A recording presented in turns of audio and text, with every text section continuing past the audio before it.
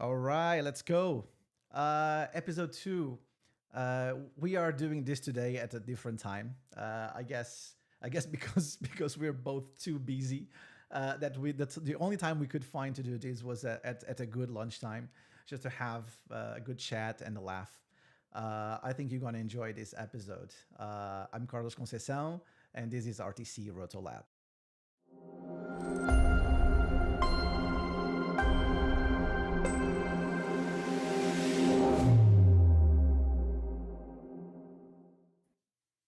Welcome, everyone. As I mentioned, episode two. During episode one, we had the point of view of Roto Prep supervisor.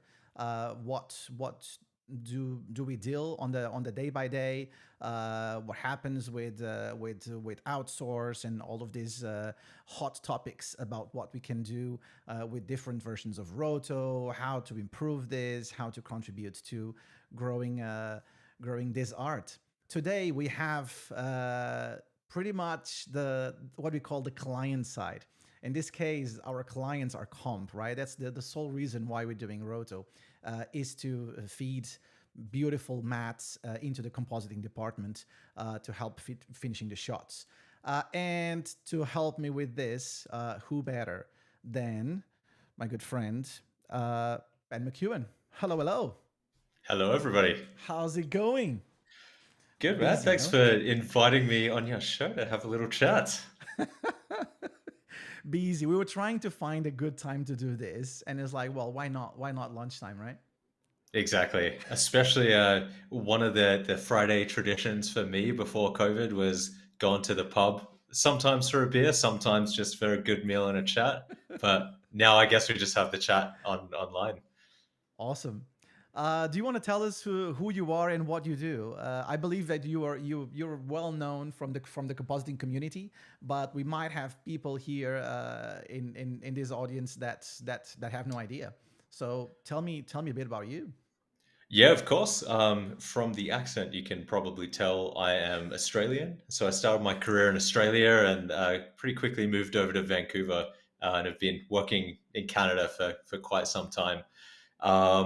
And outside of that, like I just love to teach. I like teaching people new things and especially about comp because it's something I'm super passionate about. So across the years, I've taught at a few local film schools in Vancouver. I've taught privately over the internet, and I have like a couple of courses that I sell to kind of upskill people in some areas that they might be interested in. Um, yeah, I mean, the list goes on. I'm kind of following whatever interests me at the time. Man, I knew you before coming to Image Engine. It's like it's a reference, like all your newsletter is the reference in comp when you want to search for anything that is new. You haven't done it for a while, right? You're too kind, but yeah, I haven't done it for a while. Honestly, it turned into like almost a full-time job, just trying to Yeah, gather some really high quality stuff. it's And we crazy. know it, we all know it's out there. And the feedback I got from people, even some at Image Engine, were like, "This is like great. Like, So I have nice. no time to go and find this stuff for myself." So Yeah, I was glad I could help for a time, but life changes and sometimes time drives up. So yeah, it's been a I little know. while, but I'm still still there looking at that stuff, even though I'm not sharing it as much these days. Yeah, we're busy. And in terms of company work, it's like you were heading the comp department, right? Exactly. Yeah. So I support the entire comp team. Every show we have at Image Engine, every artist we have at Image Engine, and yeah, my goal is really just to try and have our comp team working as efficiently as they can be, creating the best work they can do. Awesome. We had amazing discussions internally, and I really think that some of those discussions are so interesting that it would be fun to bring that here publicly to also help the community go and have a bit more information. That's the whole point of doing this, is expose a little bit, talk about the differences. And our hot topic, this is why I created this segment of today, is Roto. Something that it's might be quite dear to you. It is quite dear to me. Not so dear to a lot of people. I don't know why. We have this thing that everyone hates Roto. And in the end of the day, I've crossed paths with a lot of people that actually enjoy to do it. and don't mind to do that, and understand how can that also contribute for their future. I think we can start by just giving an idea to people what is Roto, and how can that be used in comp. I think everyone knows a little bit about the layering. That is kind of the soul of compositing. That's how compositing started, even back in the day with the optical mats that they had to do. But they don't know all the other options that people can do in comp with a good Roto. Do you want to give us a bit of an insight on that? Yeah, of course. I mean, there's so many, but I'm aware we only have an hour and a bit. Honestly, like layering is always the number one thing. It's the most obvious thing because it's what we use Roto for the most, right?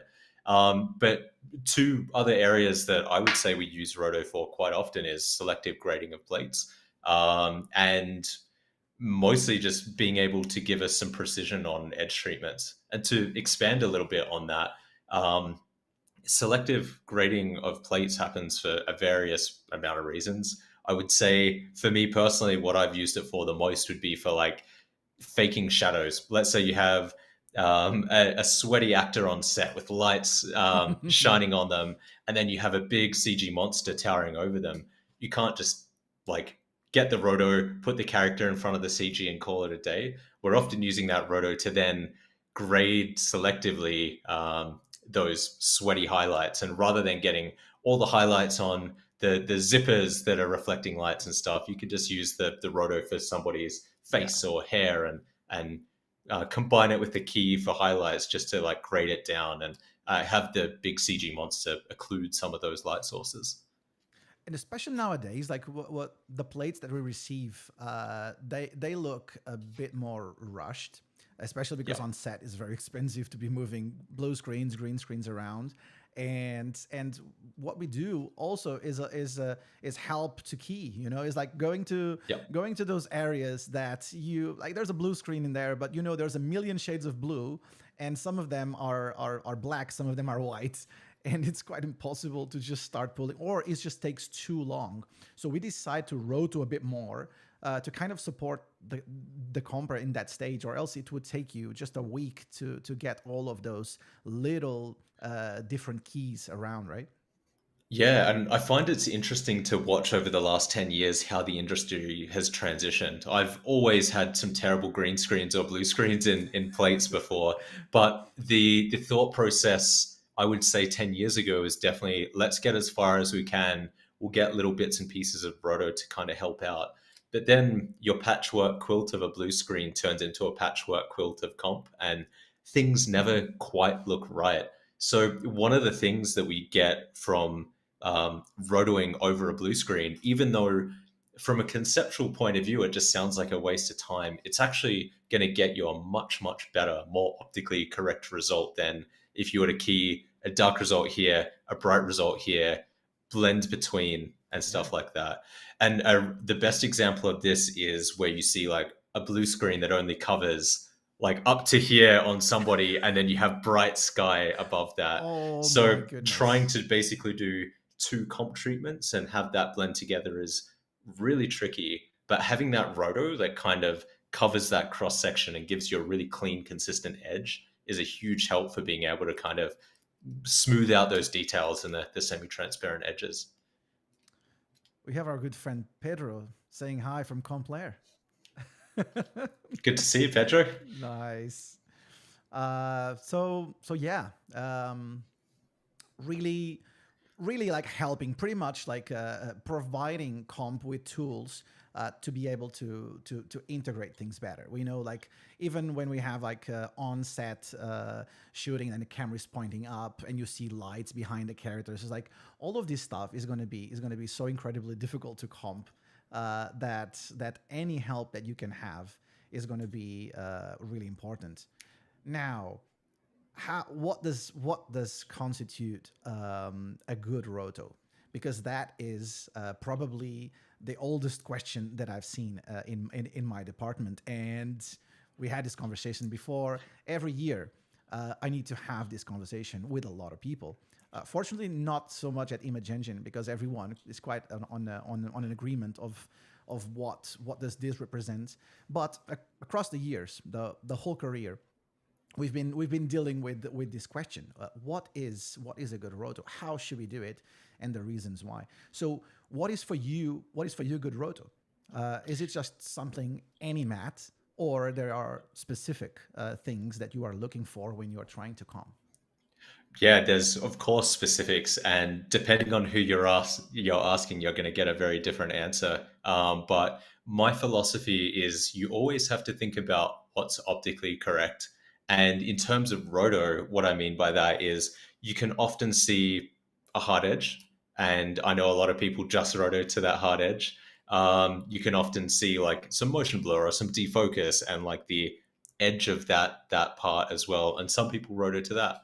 Some people choose to put their spline in the middle of those two and kind of let silhouette or nuke or their tool of choice like interpolate between it. Um, I honestly don't think the technique is as important as the goal that you're striving towards when you're doing that roto. And I think what is optically correct in sense of like the roto term is exactly like if you were to shoot a black and white matte, what's it going to look like Yeah, shot through the same lens with the same camera? exactly. And you're going to look at the characteristics that I mentioned of like motion blur or defocus, how we simulate those. There are a bunch of different tools. And yeah, again, it's really about the final end result. And why I say that is I know there are a lot of compositors out there who will always ask for splines that they can tweak, which I think defeats the purpose of like if a compositor is asking for a spline, then I don't think the roto is quite done yet. If they are only okay with a hard edge, then they have to manually do the work to essentially rush through the mimicking the motion blur or mimicking the any transparencies essentially. And you really need somebody dedicated to spending the time to create an accurate matte with all the right features, like it would be shot through a lens to be right.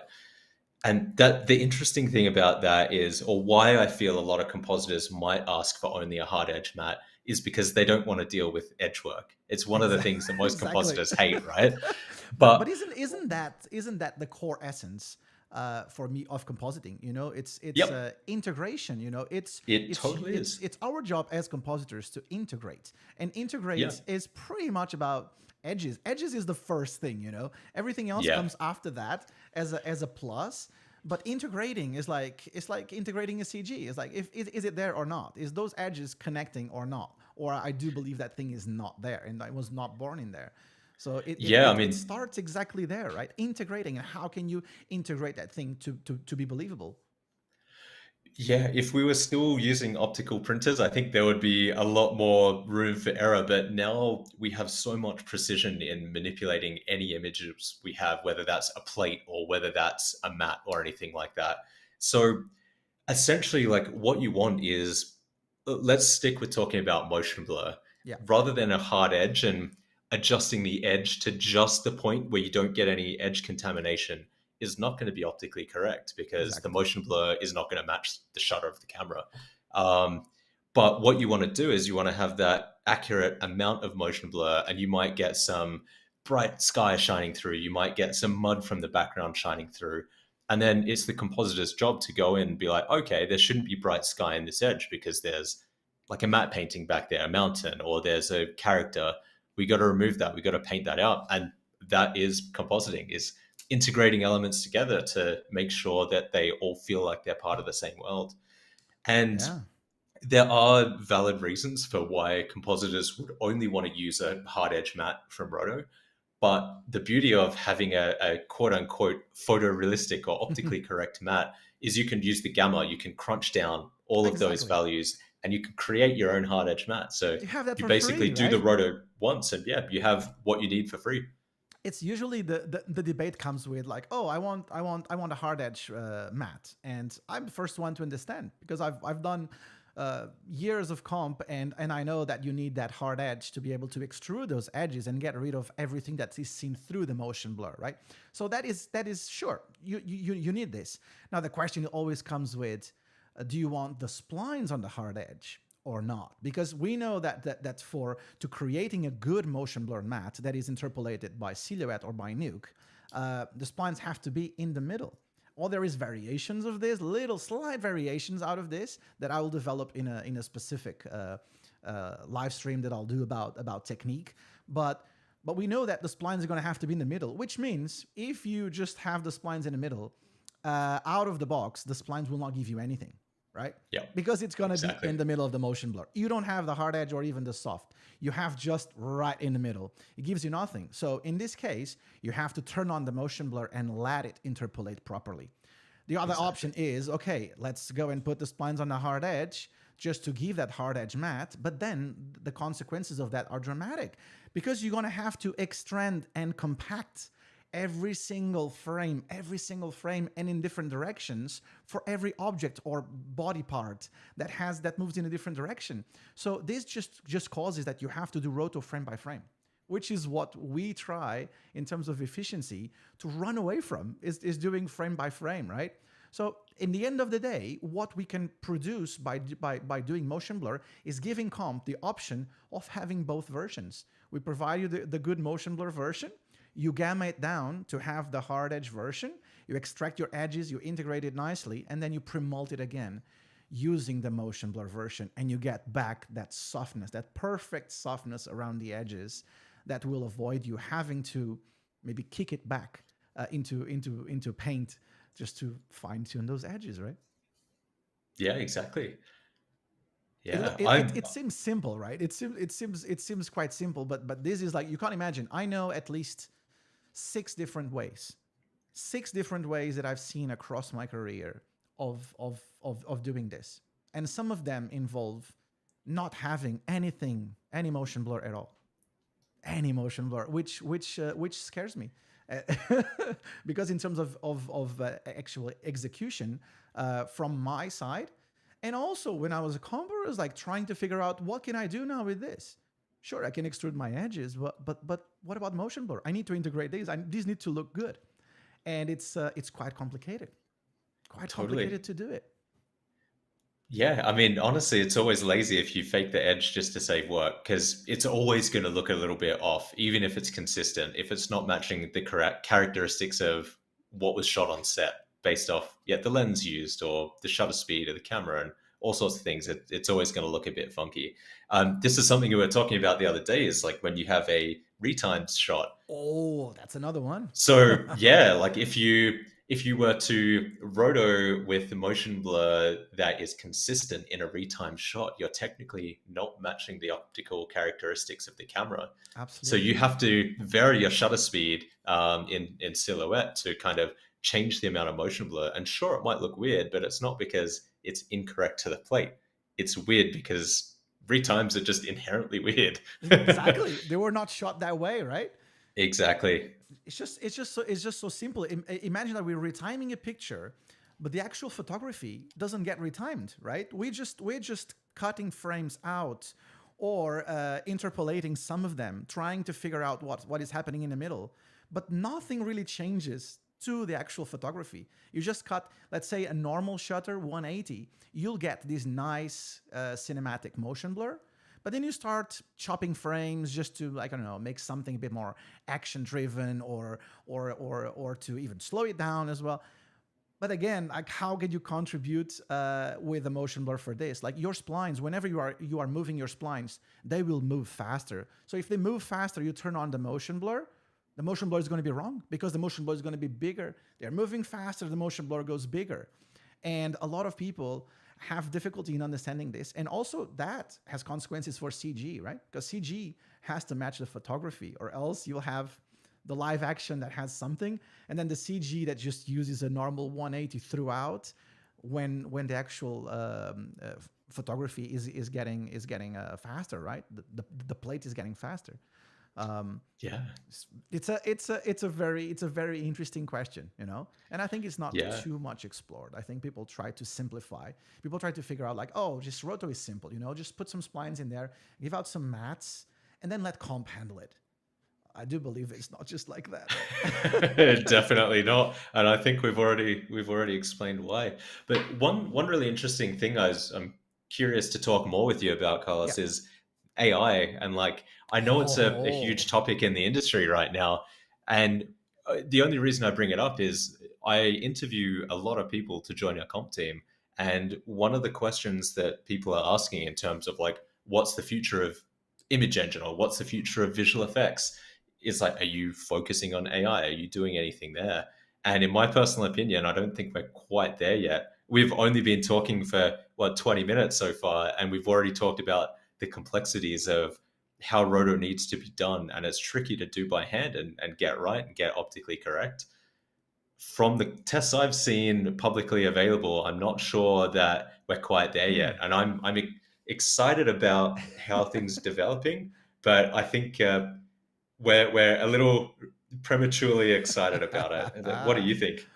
um, I think it's too soon, you know. And 5 years ago, when I first saw this, um, my first reaction is, oh, like we just started, you know. Like the first thing that I've seen was like Rotobot, and I've tested it, and I was like, oh, it's too soon. Like give it 5 years. And 5 years later, we are here, and I haven't seen any public release of anything that is available that can get remotely close to what we believe it's a mat that is QC'd and goes into comp and can contribute to a final QC. The only thing we see that can help is just for some garbage mats to present clients with the work in an early version, and that is a different story, you know, because that certainly contributes a lot. But what people say, and that is what for me worries me, and people say like, "Ah, oh, you're just getting old, Carlos. Don't worry about your jobs." People just say Roto is gonna be dead, you know, and I do believe, because knowing how to do it and the way we have to QC, the complexity that is behind actually doing Roto, I do believe we started in the wrong way. You know, it shouldn't be Roto that is going to be that, because Roto is probably one of the things that cannot be reused. You know, like Roto, every single shot you have to do it by hand. You know, even in comp, you can template a shot, and if you have 10 shots that are very similar, you can almost template that and just plug in different CGs, different rotos, different mats, different elements, and you can get closer to something. You know, so in a sense, that is going to be easier to just generate. And Nuke is based on text. You know, you can copy paste a node, and that's text that can be generated by a Chat GPT, you know. Mhm. But Roto cannot be generated. Roto is not text. It has to be identified by human eye, and not just the object itself. It's just like those edges, understanding the photography, the motion blur, and then you have to separate the objects, and separating them is quite complicated because there's too many things involved in there, right? Do you think we'll get there? In you talked about the like 5 year chunks. Do you think in the next 5 years it's going to improve, seeing how rapidly the technology is evolving now? I think in 5 years we will be able to identify more elements, more objects. But I do believe people are seeing this in the wrong way. For me, the way to approach this with AI, especially for Roto, would be inside the actual tools that do the Roto. Include AI in there. Imagine this in Silhouette, I go there, and in my 5 key poses of that shot, I will do my own breakdown of the splines and say, this is the breakdown that I want. Now use software, use AI to figure it out and animate the splines for me. But let me change that. Let me edit. The problem right now with AI is not editable. What can we do with that? Paint the mats. It's not possible, right? So we need to find a way of using the technology to help us get to something that we can actually use in production, or else it's just a hobby. You know, Yeah, it's I just a mean, hobby. I find it funny. I just don't. I just can't use it, and that for me is frustrating, because I would prefer to spend time right now in working on something that can actually get me to the final result, and I can use it massively to, maybe instead of taking a shot that takes 15 days to do Roto of like 3 or 4 full bodies, I could actually do that in 5 days, and drive drive those splines and trying to figure out where the edges and keeping the consistency of them, keeping them together, like obeying all the rules that we do when we are animating splines, trying to input that into the software. But I don't see anyone, I don't see any of the companies that are involved in this paying too much attention to this. It just, I do believe people think that Roto is cheap, Roto is easy. Let's do Roto first, and then we'll take care of the rest. And I think they got it wrong this time. But Yeah, I could not agree more. And like I totally agree philosophically that I think the way to approach the AI conversation is more about how do we use AI to assist the humans rather than use AI to give us the final result. Because naturally, when you pair the two things together, play the human and the AI to their strengths, you're going to get a better result versus, hey, computer, like I've only given you 3 shots to train, but you can give me the final result, right? And yeah, it's never going to work out like that. it's not going to be simple. It's definitely not going to be as simple as people believe it's going to be. So I do believe in 5 years, we're not going to be having final Roto, unless it's like that very dead easy shot that I see a lot of people using green screens to do this and saying, oh, the actual AI is not looking at the green screen. It's actually looking at the edges. And it's like, yeah, but it's easy to identify the edges when you have a green screen. So let's try to confuse this a bit more and make it a bit more difficult to have a use case that's going to use in production, because we have difficult plates. There's no such thing as an easy plate. And I do believe that in 5 years, we're going to be able to use a bit more. I'm just worried that we're not contributing to really help the artists doing Roto. I think we're just finding cheap ways, easy ways of getting garbage mats. And I wish because no one has ever asked me how can I use AI to help you. It's just people just come up with solutions, and the first thing is saying, oh, this is dead. We got this.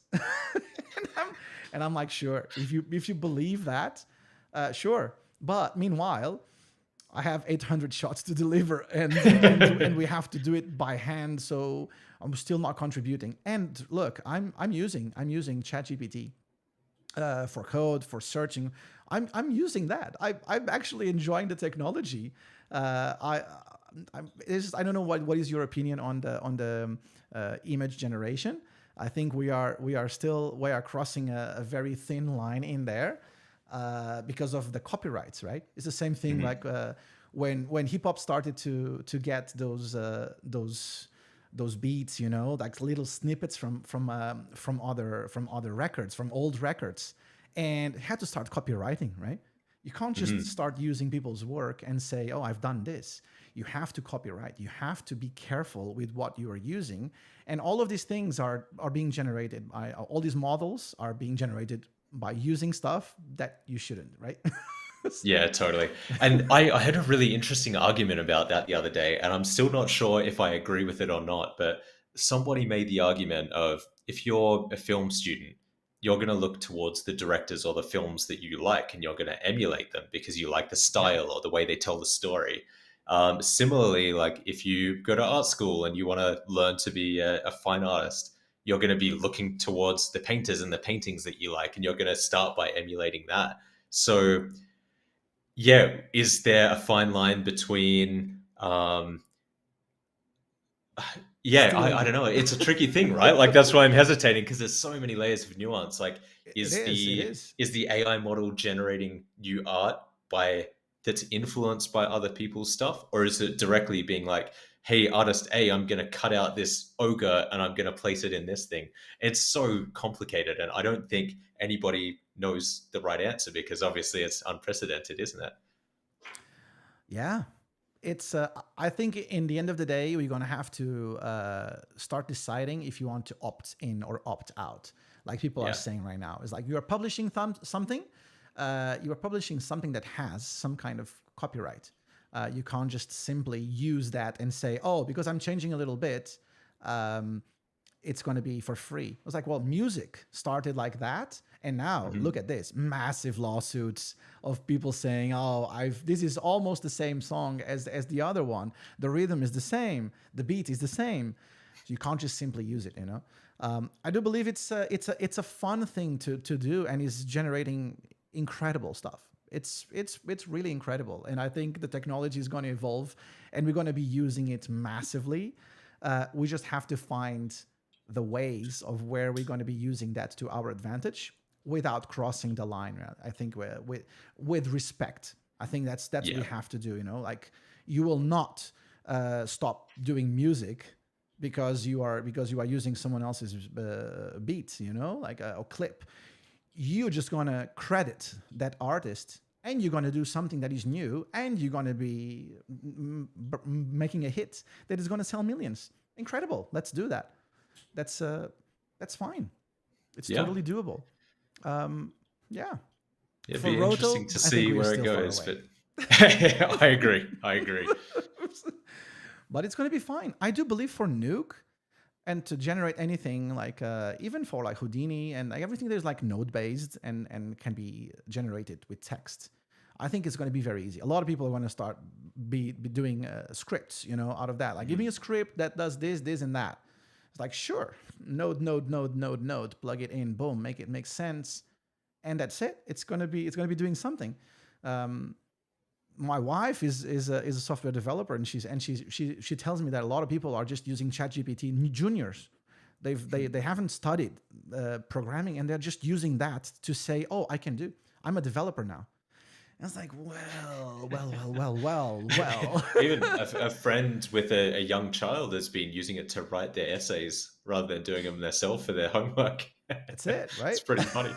Just have to be smart. I think with like everything else. Like before, we had encyclopedias, right? And we were like scanning that and copying the text by hand. Then Google came up, and we're just selecting all and boom, pasting in that. Now ChatGPT gives you versions of this. And I think Yeah. in the end of the day, people will adapt to that, and that is going to be a tool that you're going to use and incorporate in your day by day. And as long as it gets you closer to do something faster and something better, if it's not for doing something better and something faster, I'm going to be the first one to drop it. I think Yeah. that is pretty Well much said. the case here. I'll use it if it's good. If it's not, we'll just carry on trying, and I'll be fine. I'll be fine with that. We do a bit less Roto, we do a bit more paint. Carlos Sidrai says, "Bow down to your new robot overlords." What you guys don't know is Carlos is a robot. It's the only explanation for how he does what he does. My goodness.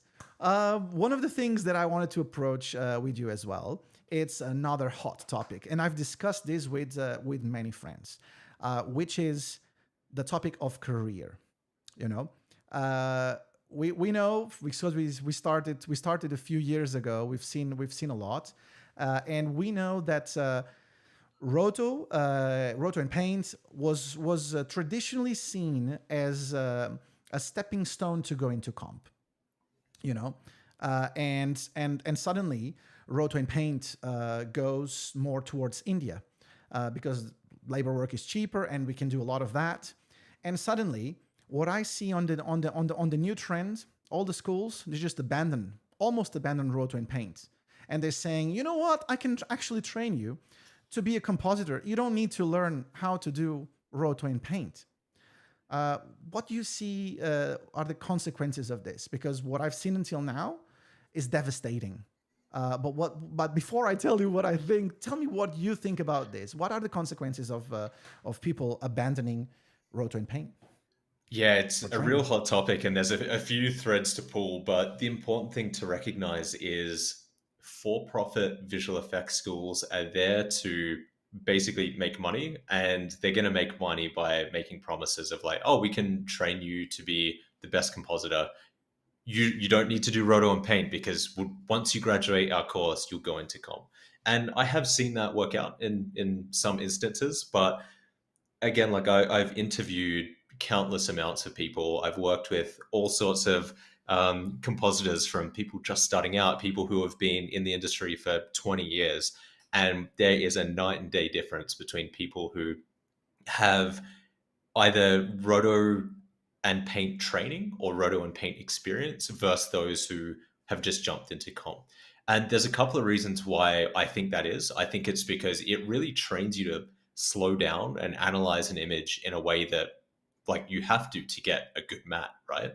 Um, and I mean that's really the fundamental part of it in my eyes. Like um, I It's the think mindset, sorry, right? my brain is going in so many different ways because Yeah. it is such a big topic. But the other thing to mention too is I think it's just the attention span of this day and age, and I even recognize it in myself that I'm not as focused as I was 5 years ago. And if you're kind of just getting started in your career wanting to be a compositor and you have schools or people or whoever telling you like, oh, you don't have to do this, there's work out there, you can become a compositor, maybe you can, but that old adage of if you go slow to go fast, it is true in every sense of the word. And I think learning the fundamentals of how to look at an image is the most important thing for a compositor. And the thing that really helped me is spending years doing Roto and Paint before I ever comped an image. And it's still skills that I use today. Yeah. Yeah.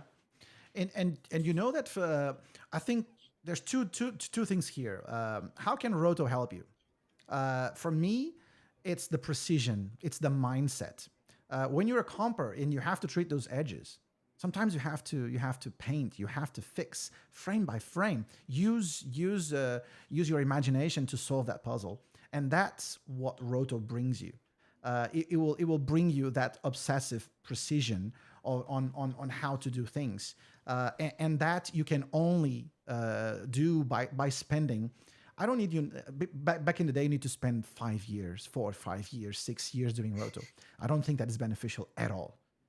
But spending a good year doing Roto or both, oscillating between Roto and Paint.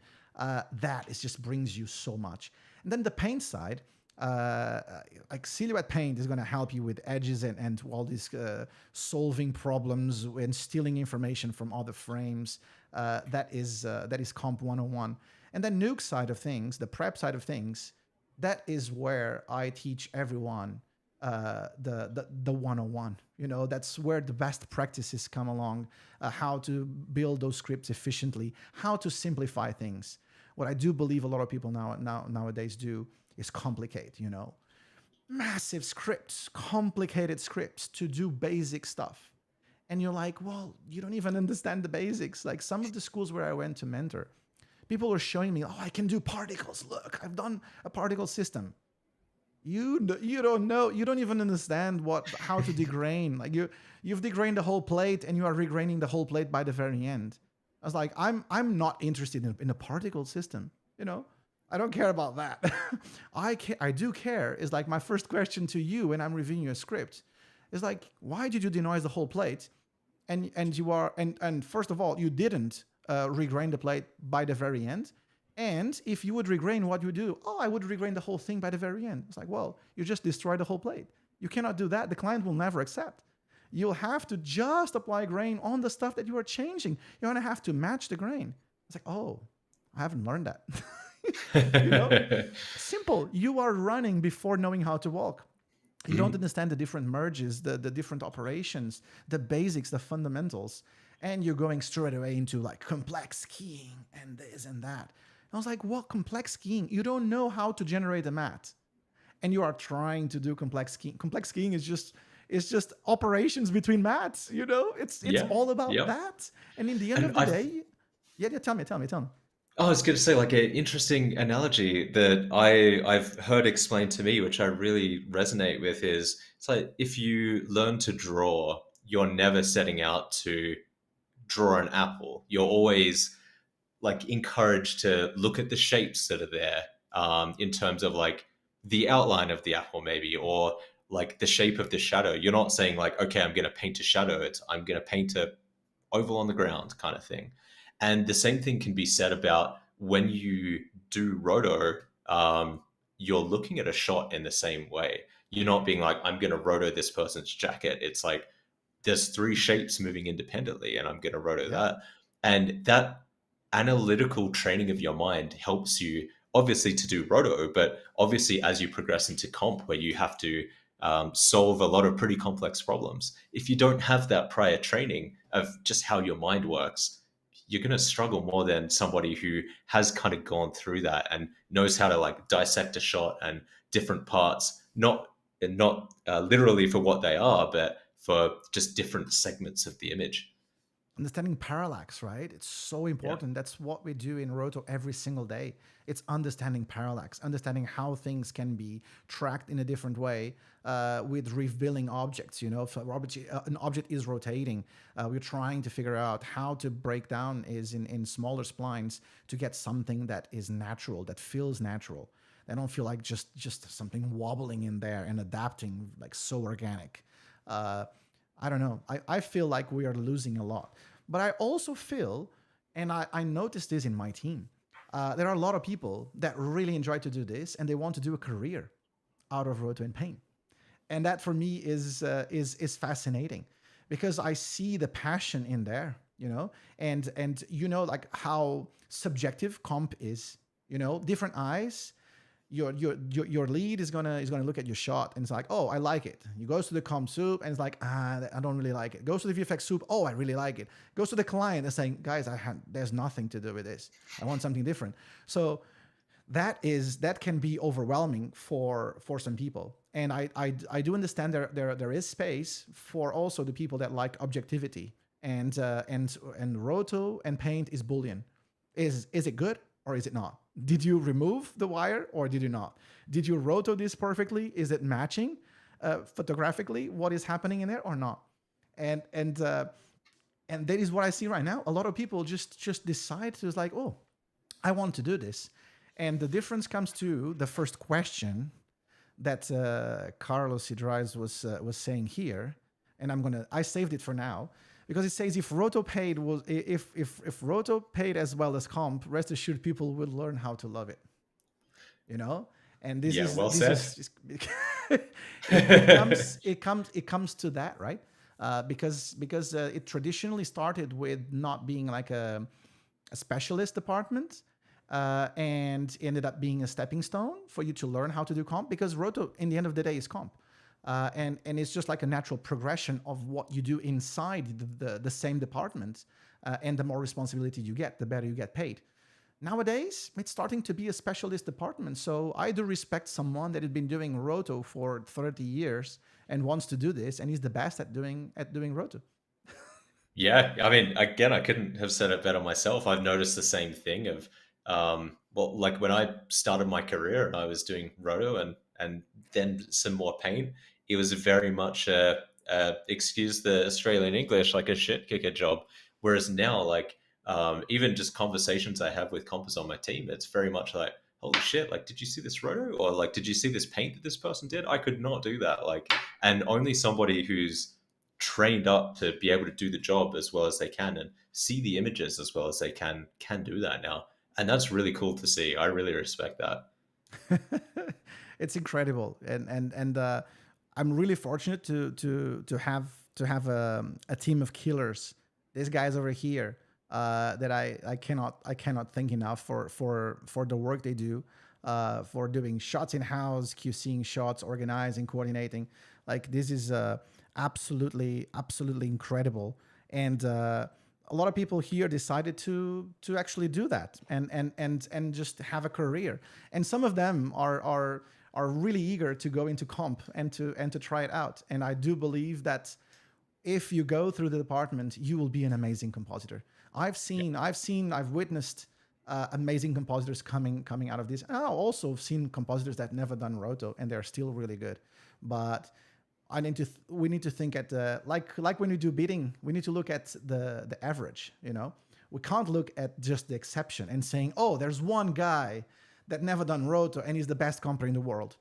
That's not the average. You know, that's the exception. So we need to look at the bulk of people. The bulk of people would gain something from learning the basics of comp And the basics of comp starts with what do you do with the plate when it gets to your hands? How can you comp this? Can you comp without the roto? Not really. Pretty much every shot you need the roto to do this, right? To do layering. Do you have to put something in there? Every single shot has to be rotoed. So as a compositor, can you do that or not? Because if no one is doing that for you, you are useless. So learn how to do that, at least as a matter of understanding your craft. You know, if you have to do it, you could do it. It's not just a matter of time. You could actually do it. The paint is the same thing. You have to paint those things. You have to paint the wires, the markers, everything. You want a key. Well, the markers are there. You're going to have to paint the markers, right? So it's part of the craft. And then by the end of the day, if you decide to do that as a career, good for you. Good for you. It's an actual possibility, and it's really good because you can be happy for the rest of your life just doing this.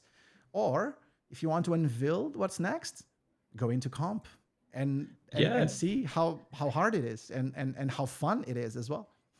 I would even add to that like just because people seem to have this like very black and white idea of like I'm going to use a more traditional example of somebody who's done Roto as a springboard into comp, and they think once I get into comp, I'm never going to have to do that again.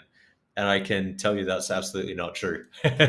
there are some people who kind of refuse to do it, but the compositors that I value the most are the ones who, rather than sending a 2-hour Roto task to your team, Carlos, they can sit down and be like, you know what, like I'm going to save time if I do this myself. Yeah. And because they've been trained before and how to do it and how to do it efficiently, it could be just a 2-hour task. And maybe they have the time to do it. And that's awesome. We can send a shot to the client faster, get a final faster and call it done. But yeah, there's what a lot of people don't think about is the logistics of like, hey, I'm a compositor. I want to send some paint work or some roto work to the BG Prep team. You probably will get the work done faster because if you're trained in doing really good roto really fast, you will do it better.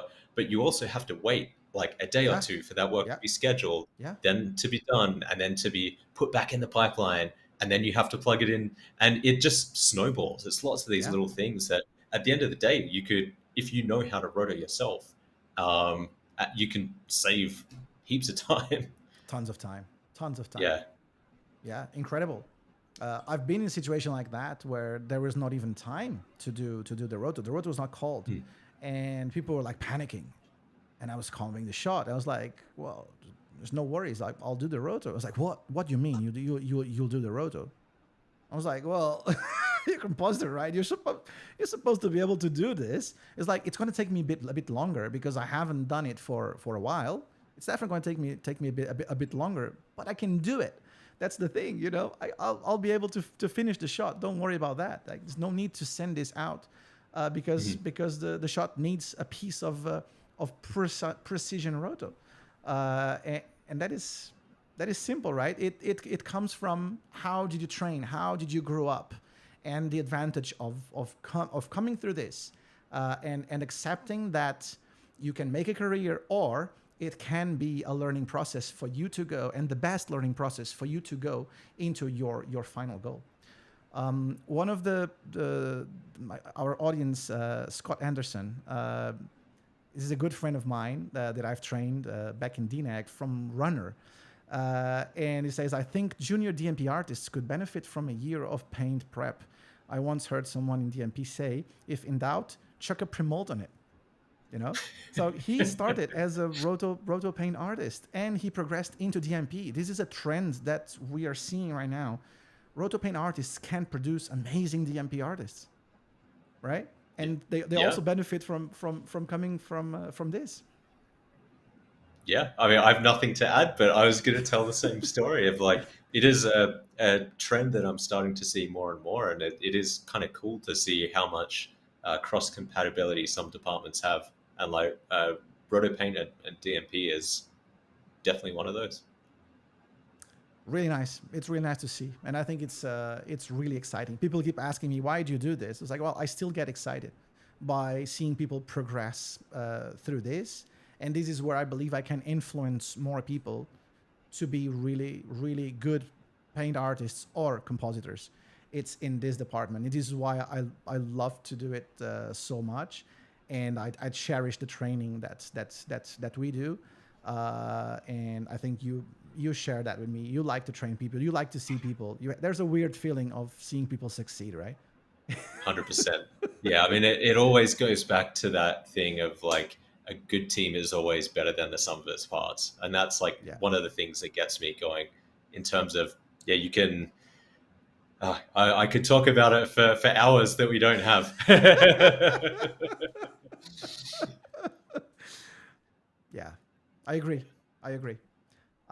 We have 1 hour of streaming and we have a lot of work to do. So I think we're gonna end now, and I'm gonna thank you so much for spending this hour with me and all the audience. There's a lot of people watching and commenting. I hope this conversation had helped people to kind of clarify, or for some to confuse their ideas. But at least it's a point of view. You know, it's there's going to be always debates around these things. This is what we honestly think. We're not reinventing the wheel. The wheel was done long time ago, right? So there's nothing new here. It's just like it's nice and easy to put things and to discuss things in a nice, friendly environment. So thank you so much, Ben, for taking your time to discuss this. Of course. And thanks for inviting me for the chat. Awesome. Thank you so much, buddy. See you later. Cheers. Bye bye.